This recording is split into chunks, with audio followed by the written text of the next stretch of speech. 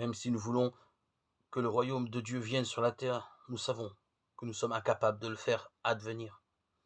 Le seul à avoir accompli le royaume de Dieu sur terre en faisant vraiment la volonté du Père, c'est Jésus.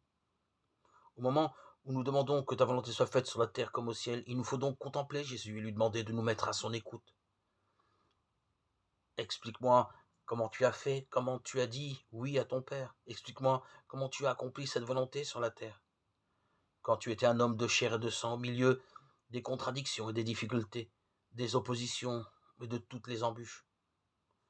Pour savoir comment il s'y est pris, parcourons l'Évangile, regardons les moments où Jésus a dit oui à son Père, ce oui que nous n'ayons pas seulement à dire à Dieu, mais à réaliser concrètement. Nous devons trouver le oui de Jésus pour pouvoir mettre le nôtre dans le sien, pour que le royaume de Dieu vienne sur la terre comme au ciel, pour que sa volonté soit faite.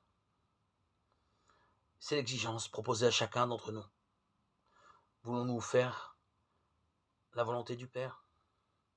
Si oui, soyons d'autres Christ, soyons vraiment chrétiens.